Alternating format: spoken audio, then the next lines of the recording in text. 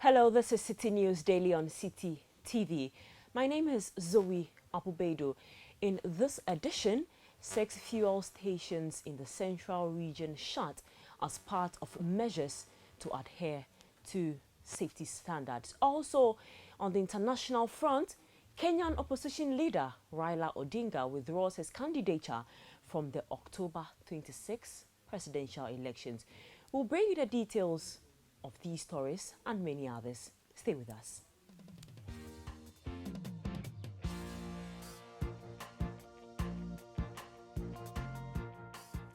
Let's begin from the central region, where the Mfansteman Municipal Assembly has shut down 6 fuel stations at Mfansteman as a proactive measure to prevent any disaster.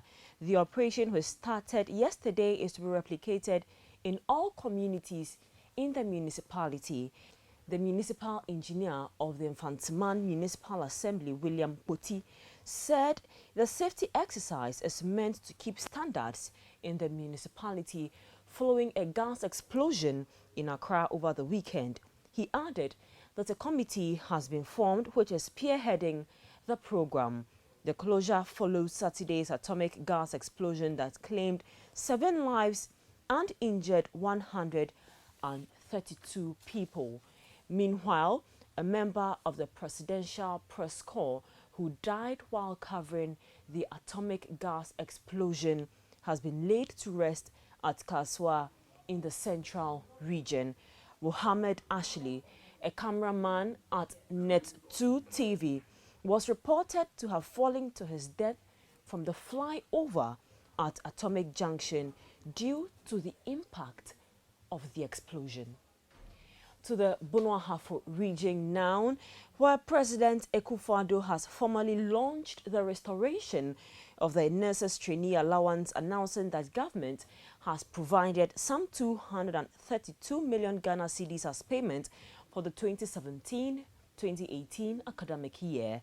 Some critics, especially members of the opposition National Democratic Congress, the NDC, have suggested the government will not be able to sustain this project. But at the launch in Sunyani today, the president assured that Ghana's budget will be able to sustain the expenditure. Now, 13 members of Delta Force, a new patriotic party affiliated group who went on rampage attacking a public officer, have been rearrested and slapped with a new charge of rioting at the Kumasi Circuit Court today. They were initially facing charges of conspiracy to assault a public officer and causing unlawful damages in April this year.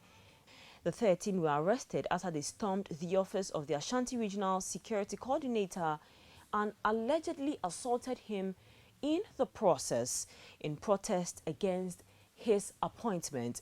At their first appearance in court, they escaped from lawful custody when the judge ruled that they were remanded and were not going to be given bail.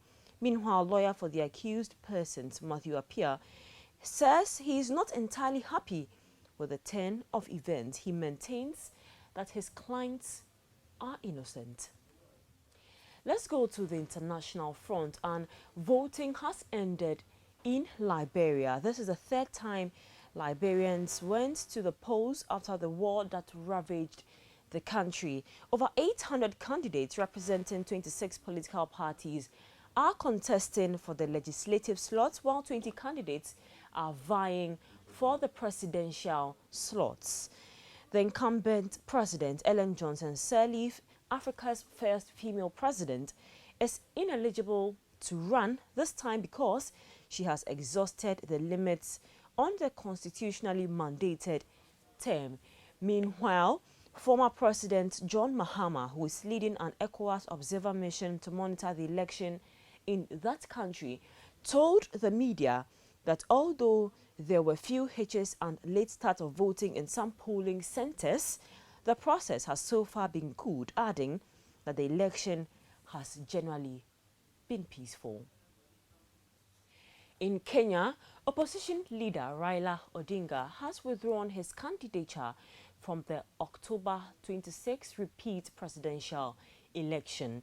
Mr. Odinga announced that his running mate will also not take part in the repeat election. Mr. Odinga said his withdrawal would give the Electoral Commission enough time to introduce reforms that will help deliver a more credible election. The Supreme Court announced the result of the original August 8 poll after finding irregularities and declaring it neither transparent or verifiable.